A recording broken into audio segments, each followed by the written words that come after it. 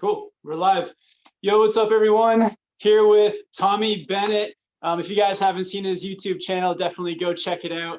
But I thought it'd be great to have Tommie on and talk about his snowboard hustle from YouTube to competing and coaching. He does like a bit of everything. And Tommie, we actually met like, I guess it was back early Colorado, up on Keystone, just for like 5 seconds. But yeah, how was that early season? Early season in Colorado is the best. I know you were doing some coaching then. How was your coaching season? Even though it got cut short, but I'm sure you got some good coaching in. Yeah, it's been an interesting season. Obviously, kind of the predicament we're in now is what it is. But earlier this season, it was really cool because Keystone opened October 12th. So I actually started my coaching program in October. So by the time jumps and all of Keystone, or sorry, Copper and Breckenridge had their stuff open, some of my athletes had about 2 months of training. So October and November of training. And it was such an advantage to give them a bunch of time on fundamentals and skills and all that stuff. And then just feel good on your snowboard before you ever go into a park. And then Keystone had their like early season park. And by then we're like feeling pretty good. So it was a really good early season. And yeah, we met like for like a hot second. And then the season was good. It was pretty productive. Obviously, I wish there was like another 2 to 3 more months of coaching, but it was super fun for sure.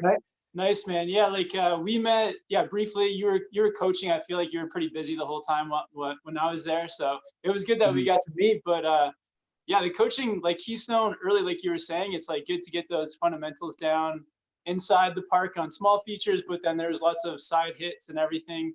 So is that something that you guys built up early season, was like hitting the small stuff and getting a lot of fundamentals down outside the park?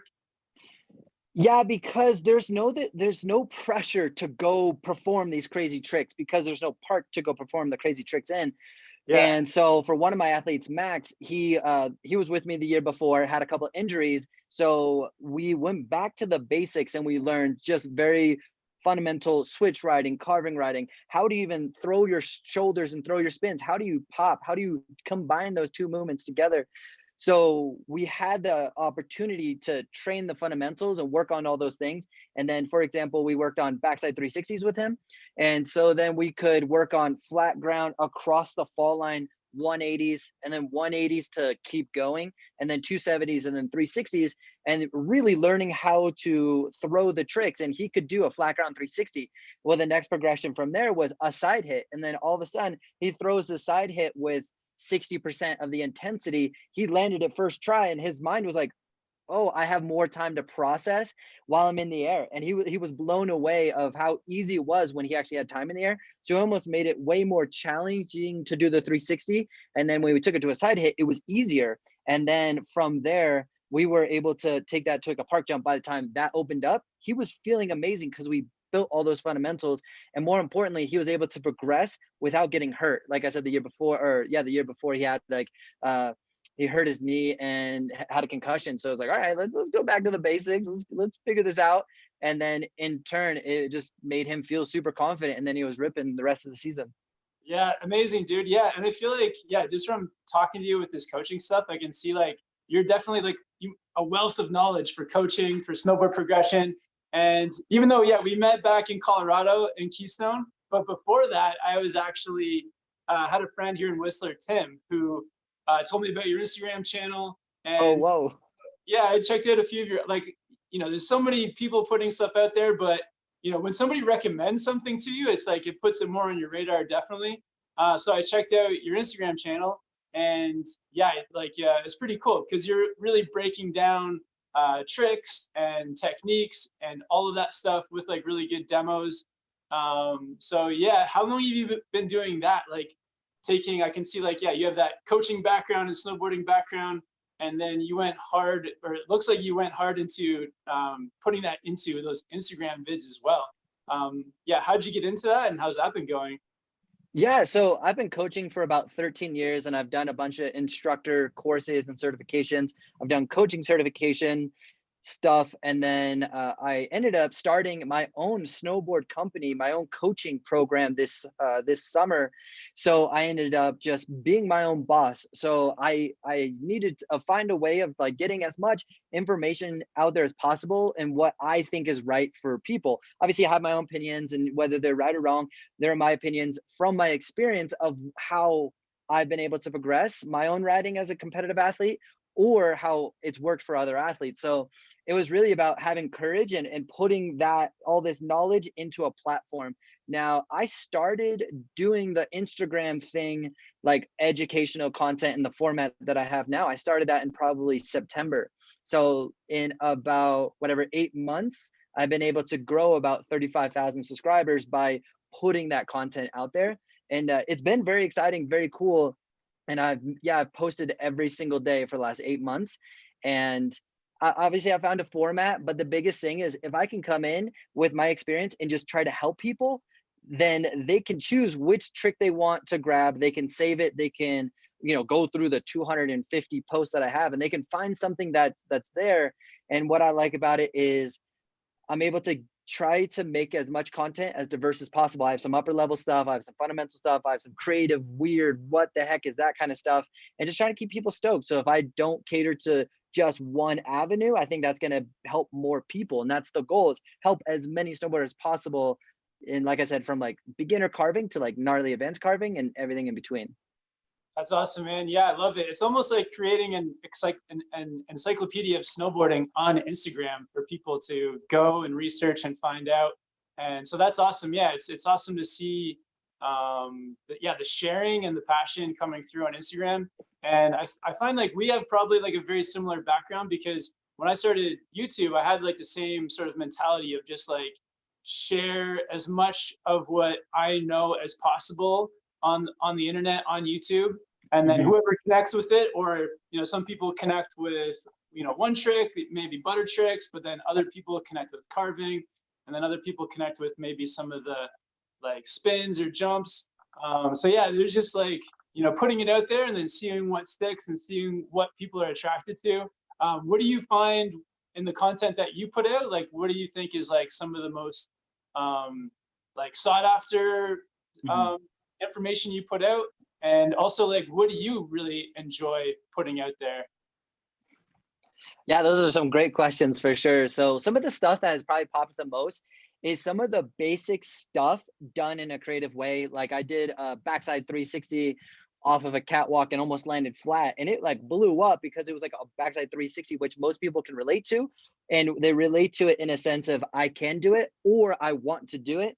And then I can break that down. But then it was also like kind of crazy because I tried to go as big as I can. I didn't mean to go flat. Like I almost went flat. I was like a board length away from going flat, but just putting just stuff that like is relatable, but then is also maybe slightly above their ability level, which makes it super fun.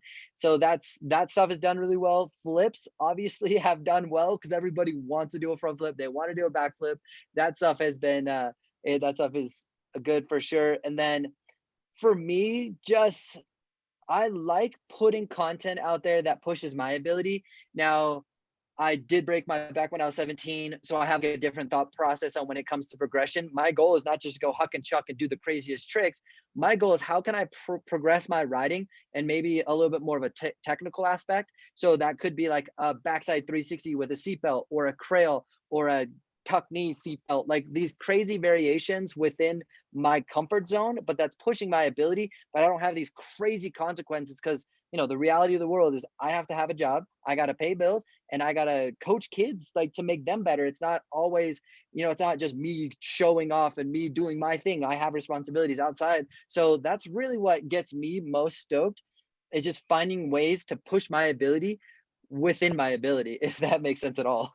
Yeah, definitely, man. Yeah, that's awesome. I feel like, yeah, there's like that sweet spot in snowboarding where you can like get you can take a medium jump and you can really get creative on it with hitting different tricks. And even like a 180, you can get so creative with just a 180 with different grabs, adding different types of style to it without going insanely huge or making it extremely difficult. So I find like that kind of content is super relatable.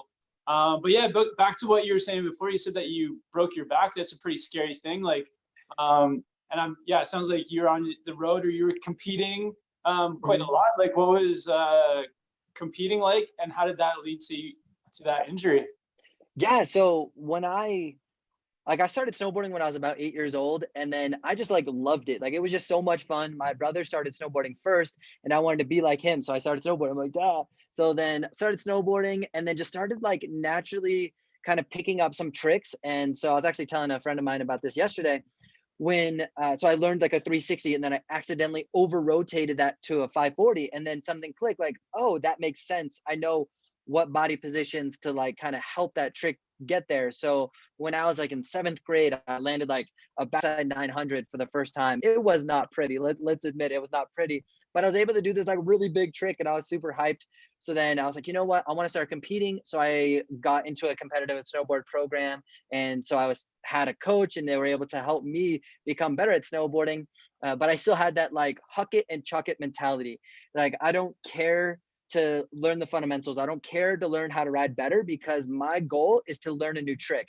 And there's so many ways that that's such a quantifiable measurement is a trick. Okay, cool. You got better at fundamentals. Like, how do I measure that? That doesn't make me win a competition. So I'm fighting so hard to get to the next trick and next trick. And admittedly, I probably didn't listen to the coaches as well or as much as I should have, because I was just so focused on the trick to get a result to win a competition. The goal was to be the best that I could and become a professional athlete. And I was willing to work hard. Like I would hike a feature as many times as I need to land it. I loved training and working hard to progress my riding. Like I was super into that. I was all about that grind. And then it just came to a point that it was reckless, because I was just hucking and chucking. Like there was just not thought of like progression. It was just see if we land. And unfortunately, that did lead to an injury. But at that time, I was competing. Like I had some, I competed in some various professional events. I had some flow sponsors that were hooking me up, and so I was like feeling really good about all that. And then I took one day off of training to go ride with my brother, and I ended up well, it's my brother, right? I'm trying to show off. I'm like, dude, brother, watch this. This is sick. Like, yeah. So I did a backside 7 in the half pipe. I landed on top of the deck, and I fell to flat straight on my back. Well, I'm an idiot. I ended up going to the hospital 4 days later, and then I found out that I broke my back in 3 places. And yeah, it kind of sucked, obviously. But I'm like so stubborn with pain that I ended up like chilling at the half pipe for an hour, riding snowboarding down, and then going to the hospital 4 days later. And then I took off about 3.5 to 4 months to like recover. And the doctor's like, you're gonna be fine. Just, you're fine. It's just a small break, no big deal. And then I came back snowboarding. The first day I came back, I did a air off a jump, backside 90, caught my heel slide edge, knocked myself out completely, ended up losing all short-term memory for about 18 hours. So I had to go to the hospital and all that. And then from that moment, I was like, dude, I could have been paralyzed. It was like that switch of snowboarding's kind of gnarly. Like this is bad. So then after that, like before the injury, I could hit 80-foot jumps and feel good and spin them and do sevens and nines and such. And then after the injury, hitting a 5-foot jump would put me in tears because I was so freaked out about it. It was like just my mind just shut down. It's like, what are you doing? So it was quite the journey, let's say the least. Oh, crazy, man. Yeah, that's super heavy. Like, yeah, I can't imagine an injury like that. Definitely, I guess, like sort of humbles you and reminds you of like that we're human, our bones can break and we're not like invincible. But when you're that age too, you feel kind of invincible, right? You feel like, nothing can stop you. But I guess that mentality too of always going bigger, always going for the next bigger trick can sometimes, yeah, just give you that tunnel vision of, yeah, keep going bigger, keep going for that trick. And then, yeah, like you're saying, sometimes you lose the fundamentals and the nuances of learning snowboarding as you go too.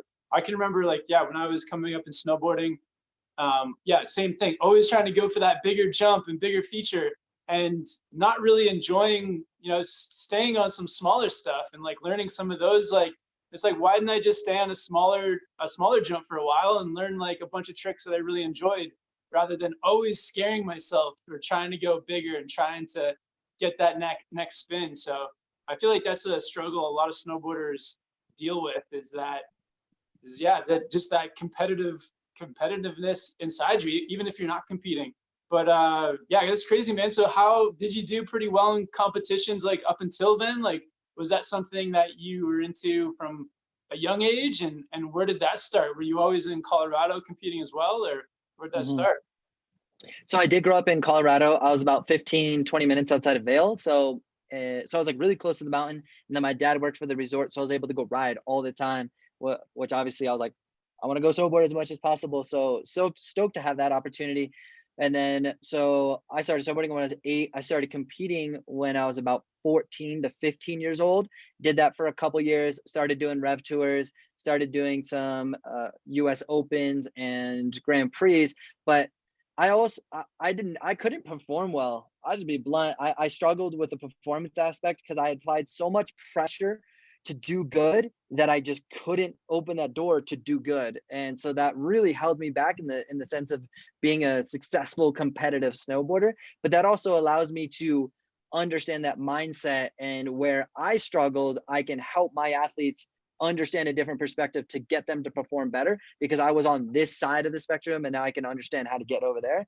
So it definitely was like, I really enjoyed competing. It was fun. I really just like thrived in that environment. And it was just like, well, I want to see how well I can do.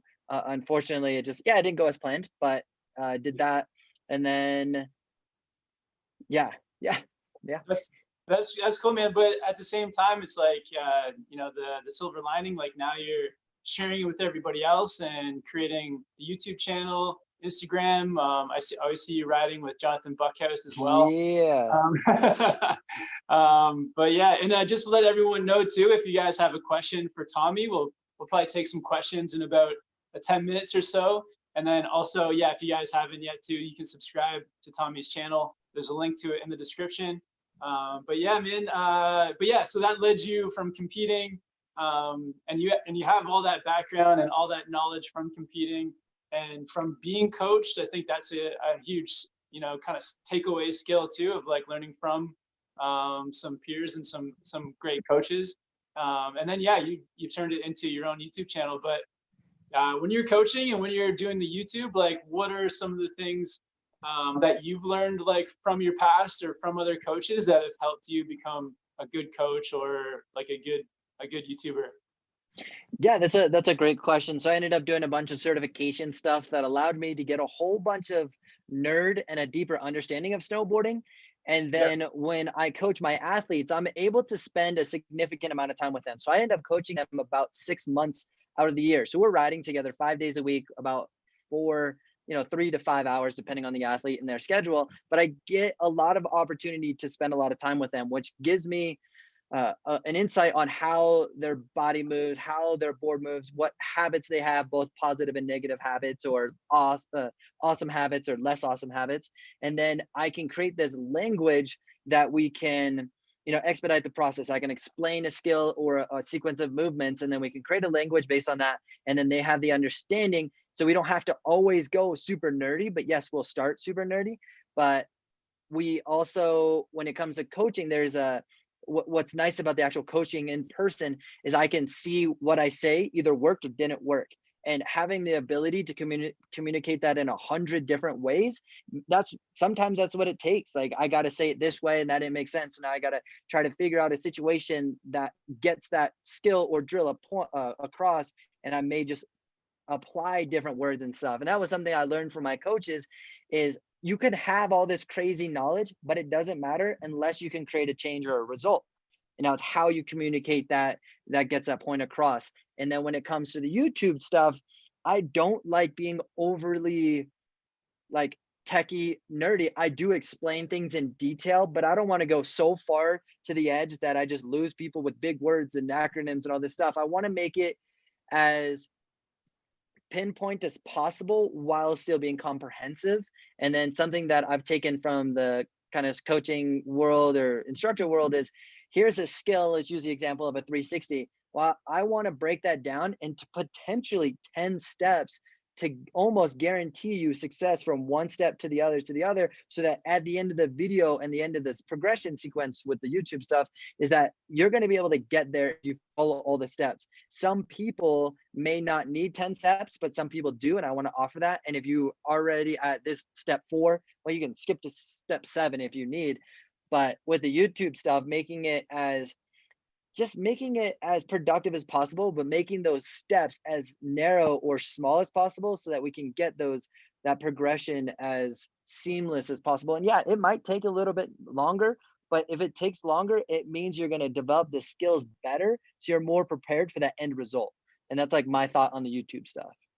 Awesome, man. Yeah, one thing I've taken away from watching your Instagram clips too is that it's like it is very like pinpointed and narrow, so you're almost like talking about like one trick with 1 or 2 ideas, so that if I watch it I can maybe take away the one thing. It's like maybe I know maybe half of the trick, and then you explain the other half that I didn't understand, and you explain in a way that catches on. And so then I'm like thinking in my head, okay, so next time I go out and ride, all I have to do is remember that one aspect when I go to try that trick, and it's gonna, like, it's the key that puts everything together.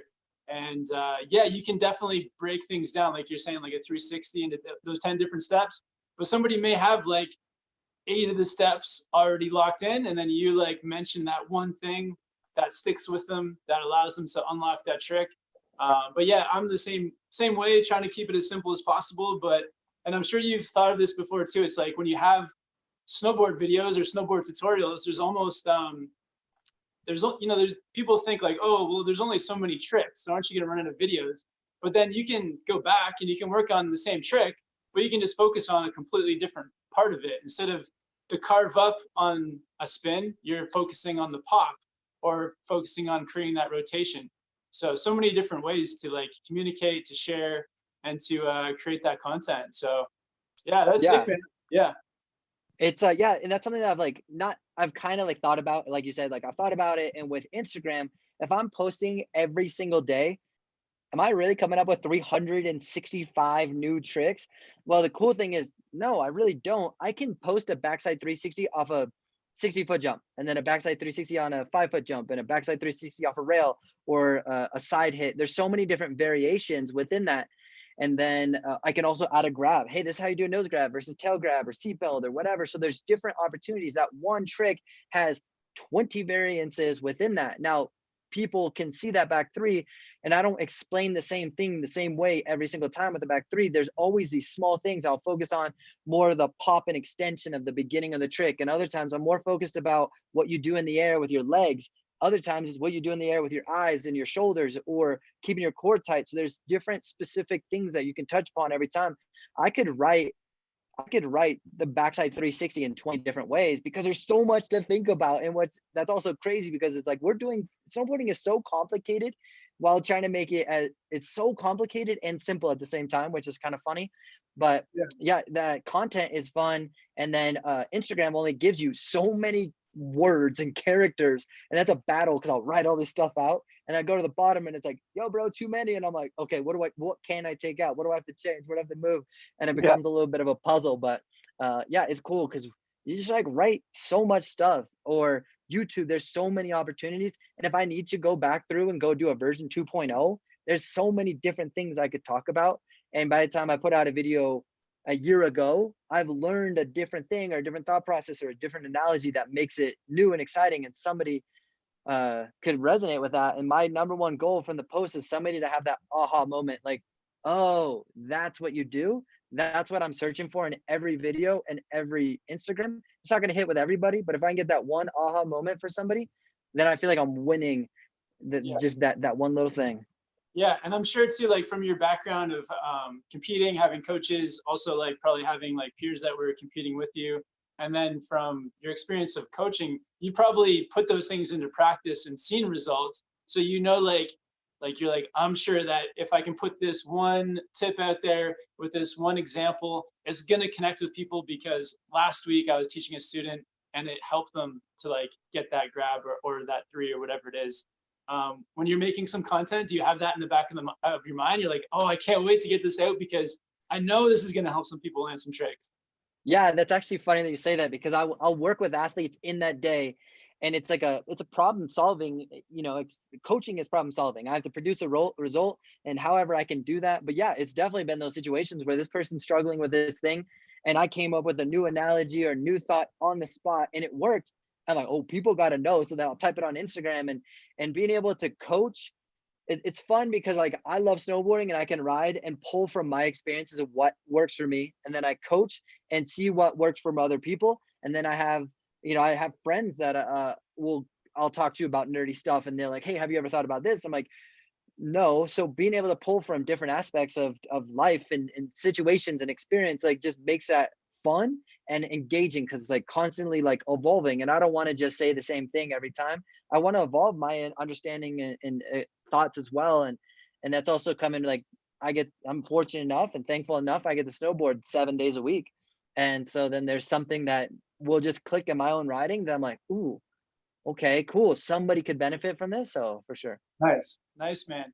Awesome. So do you mainly ride? So you mainly ride in Colorado, and I know I saw you at Keystone there, but do you ride at other places in your area in Colorado there? And also, when you were competing, did you travel to compete? Did you go to some other resorts in other states and or even other countries? Like, what is your experience with with other resorts and any that you would recommend to people out there? Yeah, yeah, I got a couple different ideas for sure. So with my own riding locally, I do ride Keystone, Breckenridge, and Copper, the three that I mainly stay at. As far as the most of my traveling in recent years has been going to a competition. So if a kid has a competition in Utah, let's say like Park City, or let's say like Mammoth, for example, then like I will go travel there, and that's mostly where my traveling comes from these days. Just because I'm primarily a snowboard coach, focusing on that aspect. That if I just take 2 weeks off to go snowboard, then what are my athletes doing? Well, I feel like I'm not providing a good enough product or service. So I definitely want to be there to grind and hang out with them. But if we have an excuse to go snowboard, Mammoth or Tahoe, whatever, I'm down.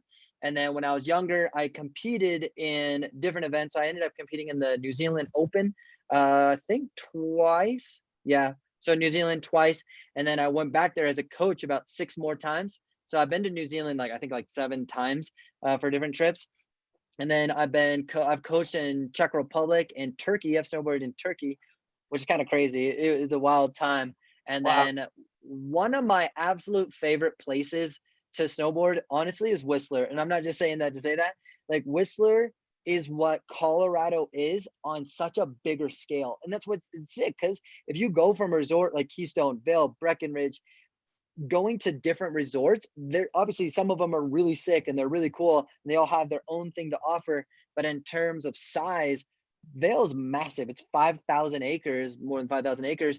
But then going to Whistler is like 9,000. Whistler Blackcomb, it's 9,000. So then me as this like, holy cow, it's so much terrain. It's twice as big as my favorite big resort, you know? So I do enjoy that. And then yeah, all resorts have like something that's super fun. But I like Whistler. I've had amazing experiences there, amazing vibes. I've been there twice for 2 separate times at like 1 week each. One was perfect sunny park days, beautiful. The other was like 6 feet of snow in 5 days. And it can handle that, which is dope. So yeah, yeah, That's it's Whistler's dope for sure. that's cool, man. It's like, oh, that's awesome to hear. Well, next time you come up to Whistler, if you ever want to plan a trip, yeah, Yes. come on up, man. Yeah, we can collab on some videos and can try to show you some of my favorite spots here. That'd be really fun. Ooh. And I think Yeah, that's like such a big deal of going to a place that somebody knows where to go. Because I went to a yeah, resort this winter in Colorado. I went to Winter Park. Winter Park is amazing. I just feel like I need to go with somebody to show me how much more amazing it is, because I yeah, just get stuck on these runs that I just, just not as awesome. And it's just like when you go to Keystone, you know where to go, or Copper, you know where to go. It's amazing. So having a buddy show you around is kind of tip for you guys. Having somebody show you around the resort is a game changer. It just completely makes that experience so much more awesome because you go where it's good and not just trying to spend all day trying to navigate from point A to point B and it's not sick. So if you could show me around, I would be so yeah. hyped. Yeah, definitely. Yeah, it's definitely a challenge when you go someplace new. Like my thought is always, get to the highest point, maybe have like an area where you can like look out and see what's around.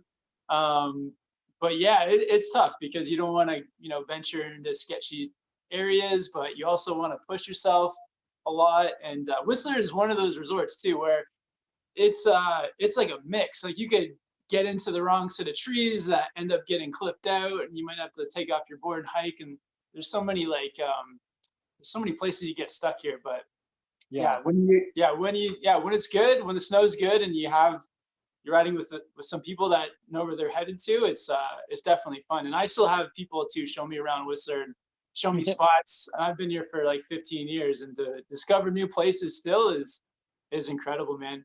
But yeah, I wanted to ask you too about like what is on the horizon for you, because I know that you're still making some content. You got that backyard setup, which is awesome, with Jonathan Buckhouse. And yeah, the whole quarantine thing's going down, so it's like hard to travel for snowboarding. All the resorts are closed. But when things open back up, which I'm sure they're gonna at some point, I did see that you have that like camp planned at Mount Hood, so it'd be cool to hear about that. And then also, yeah, just anything that's coming up, any like plans for New Zealand, or what do you have plans for those summer months? Be great to hear. Yeah, so the summer, oh well, let's start right now. So Jonathan and I have been hanging out with each other exclusively for the last 4 weeks. So nearly every day we've been hanging out with only us. So we haven't let anybody enter our social circle, just because like we don't want anything to I don't want to get his child sick, most importantly. So we keep our little circle close. We've definitely been hit up about people joining us or opportunities to go hit some other sessions, and we've declined all of them. And sometimes I feel bad because my dad was like, "Hey, you want to go dirt bike?" And I'm like, "Yes, but I don't want to get you sick." So I've tried to do my part, stay away from everything and everyone. And then so after that, so we're just chilling in my backyard, doing some stuff, keeping it mellow, just building some fun stuff, more flowy stuff. We're not making stuff we're not trying to go do triples out there, we're just making some fun content.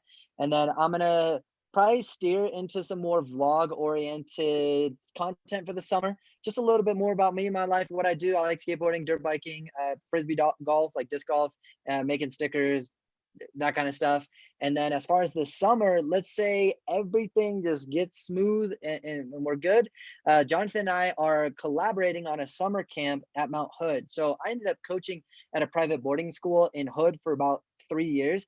So I got to live the life of the summer shred there. And it's incredible because they're a glacier, which means that the snow temperature underneath is cold, which means the sun will bake the snow and it will get soft, but it doesn't get sticky. When you go ride out off trail and it gets sticky and you stop and you're still going, it's downhill, but you don't go anywhere. Well, Mount Hood has this like, it's cold enough where it's soft, but you can mock everywhere. It's super sick.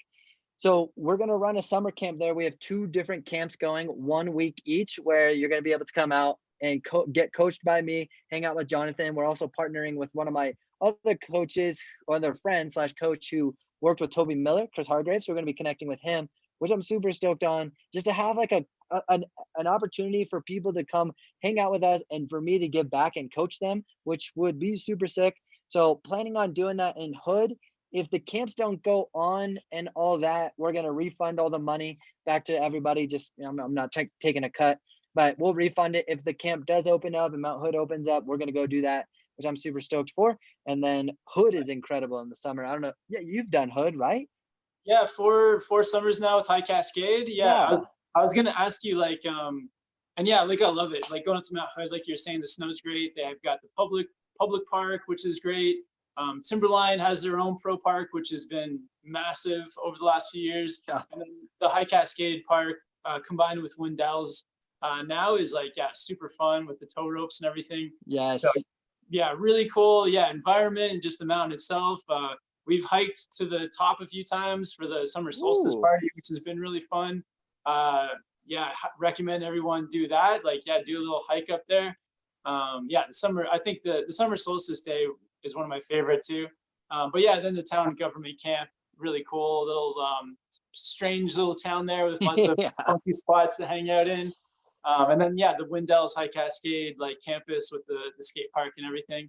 But I was gonna ask you who did you coach with when you were there? Oh yeah, so I ended up working with High Cascade slash Cool. Wendell's year-round program. So I actually lived on campus for 3 years. Oh, And wow. yeah, there's definitely I loved living on campus because everything is right there. Coaching was super cool, so that was really fun. It definitely had its challenges in the winter and more so just the weather I struggled with because Colorado gets 300 days of sun a year. And I Yeah. swear Oregon got like three. So it was definitely like that was probably the biggest challenge that I faced with the year-round thing. And then that also gave me the opportunity to ride High Cascade Wendell's in the summer and see just their parks are sick and have access to that.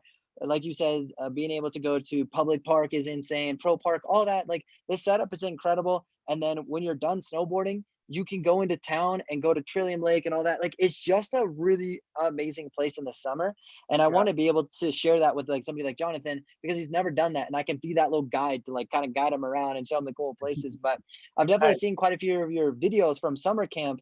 And while I was down there, I've seen you there, but at the time I was coaching. I was coaching a bunch of athletes. I didn't have an opportunity to really connect with you, but I've definitely remember you being down there and stuff. So, Ah, uh, awesome, man. Yeah, it's cool. It's cool. Like I love in the snowboarding world. It's like everyone kind of travels in the same, places. Like Hood in the summer, New Zealand, like yes. in October. Do you have any New Zealand plans? So last year we were like kind of overlapped by like a hot second, which was kind of cool. But I never saw you on hill. I think you were there for like 2 days, and I never saw you on hill because I wanted to say what up. And then we just didn't happen. Then you guys went to Australia. So as far as New Zealand this summer, it's probably not on the radar at the moment, just because we're just gonna as far as the coaching. So I went down there to coach with some athletes. It was super awesome, great time. But we're gonna reallocate that money. So let's say it costs X amount of money to go to New Zealand. Well, we're trying to go put that money somewhere else, such as like Japan or something that's like an experience of a lifetime. Because last year was New Zealand. Let's go do something different. So that Yeah. is kind of the hope. Nothing's definitive just because things are so up in the air right now. But it's more so that. So ideally for me, I'd spend about a month in Hood, take a little bit of time off, get a little skateboarding, little dirt bike sessions going, and then I'll start coaching in September. So I don't have that much time to like for myself, which is totally okay because like I've designed the life I want. I want to coach, I want to snowboard, I want to YouTube stuff, I want to hang out with you guys. So that's kind of the plan. Are you gonna do Aussie or parachute Yeah, cardies I again? think New Zealand 100%, probably Australia Cool. too. But yeah, every year I just want to spend more and more time in New Zealand. It's such a fun spot. Great Cardrona for riding the terrain park there, and then also they just I guess them and Treble Cone have merged, so some free riding over Oh, what? Treble Cone. So TC, yeah, let's go.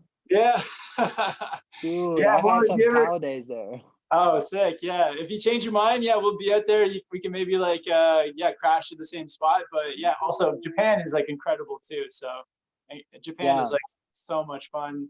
But yeah, sick, man. Before it gets to take up too much of your time, let's get some questions going. I can Oh, see like a yeah. bunch of people have been shooting off questions here. Like, thank you guys all for watching. Again, if you like the video and you like Tommie, go check out Tommie's channel in the description. Also subscribe here to Snowboard Pro Camp. And yeah, give this video a like if you guys want to see more videos where we do like sort of interview style like this.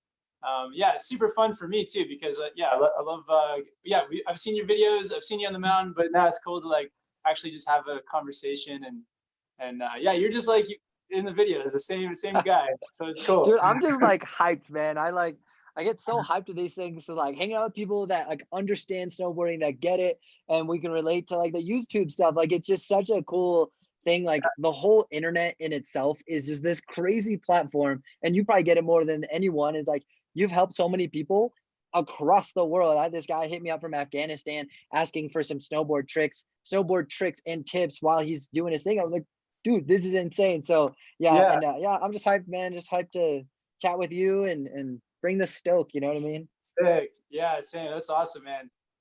So we got a super chat from NGen shouting out his crew. Shout out the DWCP crew. Bunch of snowboarders who are OGs on the channel. Jose Bortista, shout out. Thanks for the support, Jose. All right, Snowboard Panda is on here as well. Hashtag boss. All right, thanks, Ashley, Snowboard Panda. And Jen with another super chat says, Tommie, did you get Bobby a coffee? so you can play games with Jonathan. Dude, it's been a nice long running on joke that I owed Bobby a coffee for like 4 months. Well, Okay. the other day I actually gave her a coffee. So Engine, we did it. We gave her a coffee. Yeah, I mean 4 years later, but whatever. Nice. What kind of coffee was it? Just plain black, or is it a specialty from It's Starbucks? a non-fat latte, mate, satay thing. I don't know. Nice. Frappuccino. Um, Yeah. and Jen with another one says Kevin, Jonathan, Tommy, and you should organize a live chat with all your wives slash girls. That would be fun. Wow, That would be wild. that that would be an interesting one for sure. How many times do you think we're gonna get thrown under the bus? Yeah, it'll just be a lot of trashing us for sure. It'll be so fun. I'm so down. If you guys want to do it, I'm so in. Not this week, but next week, my fiance is gonna jump on my live stream, which is gonna be super fun. I'm excited to just hear what she has to say about it. Sick, cool. Fiance, congrats, man. That's Oh, awesome, thanks. dude. Sweet. Does she snowboard as well? She's super into like the fitness realm, so she works out a bunch and has her own like nutrition company she helps people with like lose weight and stuff. And then I'll have her jump on one of my YouTube videos and I'll like coach her and stuff. But she didn't buy a pass this year, so at Copper they had the free hike part, so we made like 3 videos there, and she's come hang out with me, do that. And then she comes and hangs out just enough to like have fun, but she's not like fully diving into it. Nice, cool. Yeah, that's awesome. Yeah, I saw that video where you guys did the hike park, and yeah, that was really cool, man. Just Green says, Kevin, will you go to Chile again? And have I visited Valle Nevado? Yeah, I think the plan is to go to South America. Have you been to South America before for snowboarding or just for travel? Oh, I really want to. My old snowboard coach, RIP to him, he was like a professional snowboarder, rode for Burton, all this stuff. He ended up coaching me. He was from Chile, tragically died in a accident. But No. I wanted to go down there kind of as like a little sentimental thing, like just kind of go see where he was from, kind of see like what he was about and that kind of thing, which would be really cool. So kind of an emotional connection thing. And that would be one of those trips where I'd go like for myself. I've actually never once done a snowboard trip for myself, for me. It's always been coaching or competing, that kind of like thing. So I want to make a trip, and that's where like New Zealand, Australia, Chile, Argentina trip, like for like 8 weeks type of thing. I'd love to like go do that type of trip and just go create content and go snowboard. But yeah, Chile's it's on the map. It's on the map for sure. Nice, man. Yeah, that's another trip. If you ever feel the need, like you can definitely hop on a trip with us too. Let's go, dude. I'm so down. It'll be so funny. Yeah, like last year in Chile, we went to we started off in Santiago, the close resorts, Valle Nevado and El Colorado, and a few of the other ones were totally dry, like just blowing snow.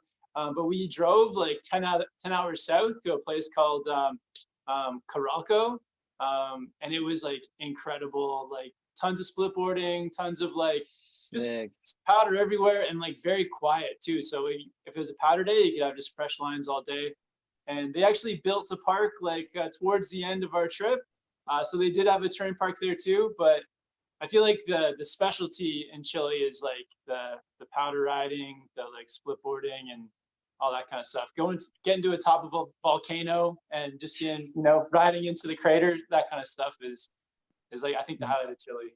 Yeah, that sounds amazing. It's definitely one of those things where like terrain parks are sick, but so is snowboarding, and we can make anything super fun. So something like that sounds like a really cool experience. And then just having like good people, good vibes would be just like the trip. It would be sick for sure. Yeah, definitely, man. We got some people saying to hit the like button. Thank you guys. And Matthew Smith wants a suggestion for a beginner board, but do you have any board recommendations out there, like on your mind for like park boards or beginner snowboards? Ooh, it's funny because as much as I get asked that question, I always have a hard time answering that because I'm so narrow-minded in my board choice that I don't experiment with any other boards. I like a true traditional camber board. That's it. So I always refer people to you and TJ, and I'm like, go to those guys, because I also like the board that I don't like, somebody may love or hate, and I just don't want to go there. So I end up just saying, My biggest recommendation to any snowboarders trying to get a snowboard is 100% demo that board before you buy it. My brother spent $600 on a snowboard and found out he hated it. And unfortunately, he's already, he rode the board a couple of days, tried to figure it out. And he's like, dude, I dropped so much money. So if you can go to a snowboard shop and go demo a board, see if you like it. And then if you like it, you buy it. If you don't like it, you go try another board and you've saved yourself a lot of money. So that's always my recommendation for that. So yeah, that's good. That's good advice for sure. Yeah, demo. What board are you riding at the moment? So I'm riding a Tellus Chillum snowboard. It's a traditional camber board. They're a small little company out of France, which it's been pretty fun. Their snowboards are quality. I'll be honest, I don't really take care of my stuff because like, it's not that I want to ride my gear hard. And so then like, if it happens to like get broken, that's just kind of part of it. I don't want to be super reserved on my gear and then like not be able to explore snowboarding the way I want to. So I push my boards pretty hard. Awesome. They break. It sucks. Cool, man. But you like the full traditional positive camber just because like you just get the most like what sticks out about a camber board? Control and like pop, or like what is it that you love about that pure camber? I think the biggest motivation for getting a camber snowboard for me is getting the performance back out of the snowboard. So the more I put into it, it's going to respond and assist me back in. So now let's use the simple example of an ollie.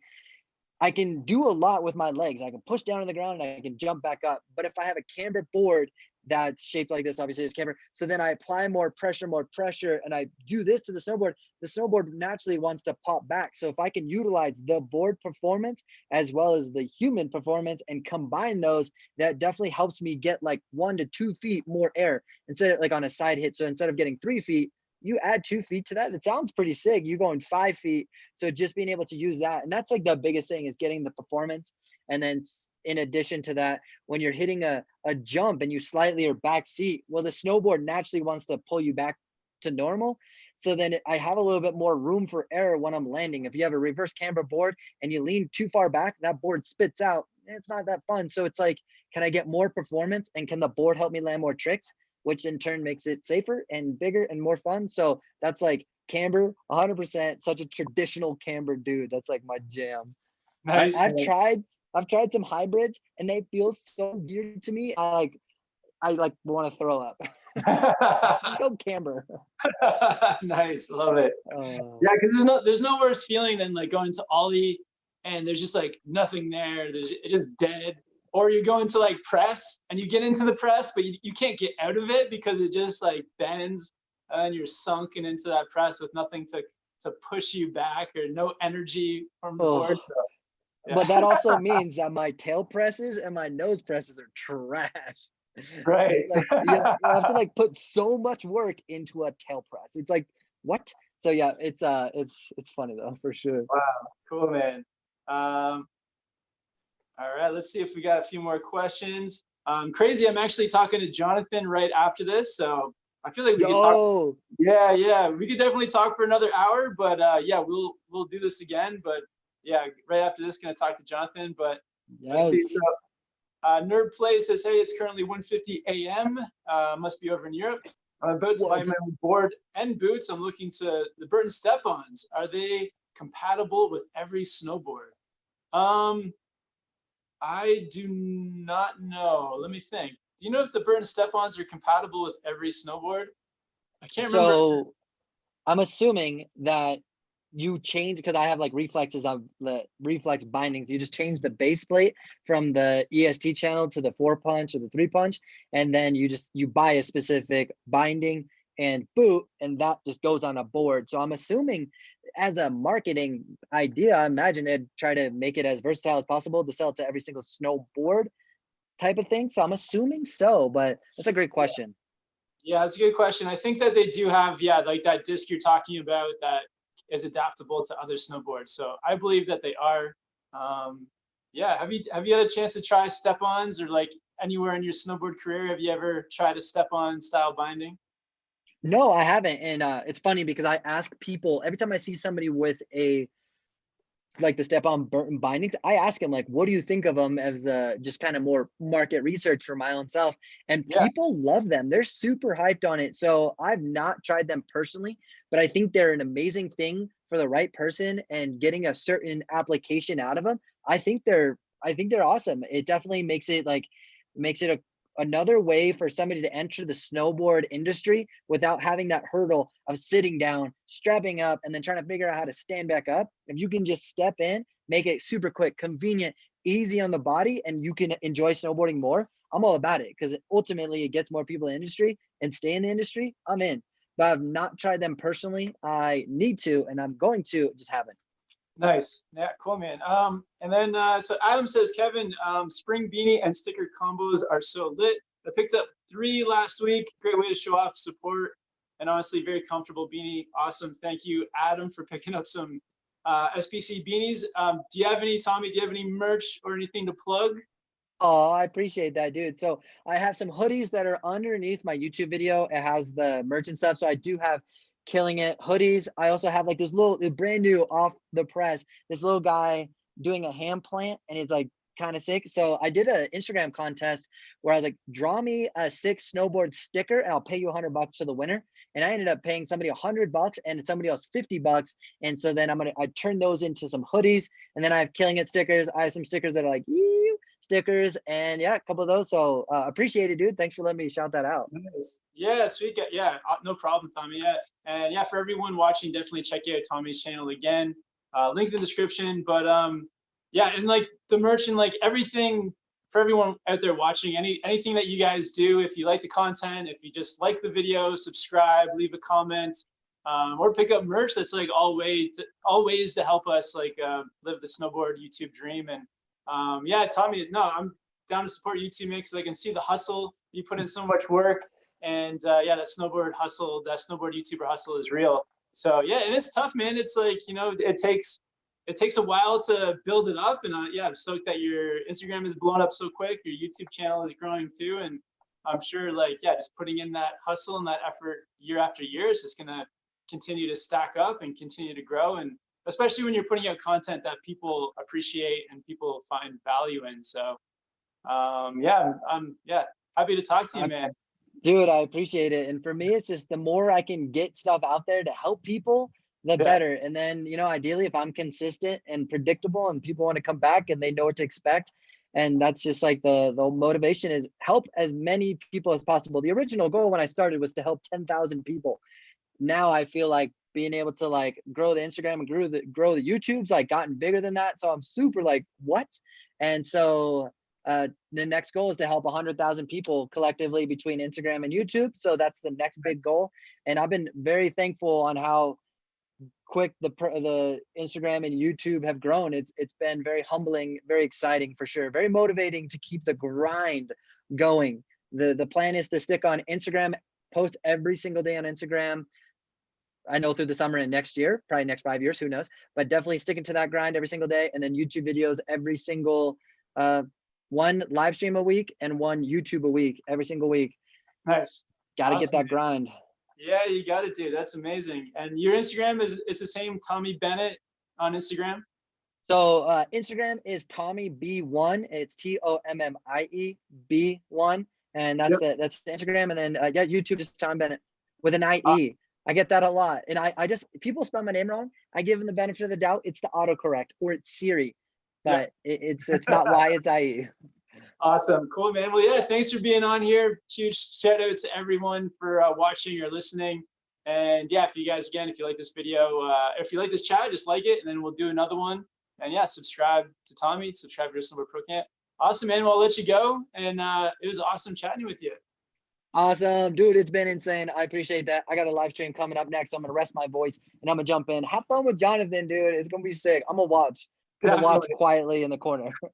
Awesome. Sweet, man. Take care, brother. All right. See you guys. Thanks, guys, for joining in. That was insane. Later. Right, I'm leaving. Bye. Bye.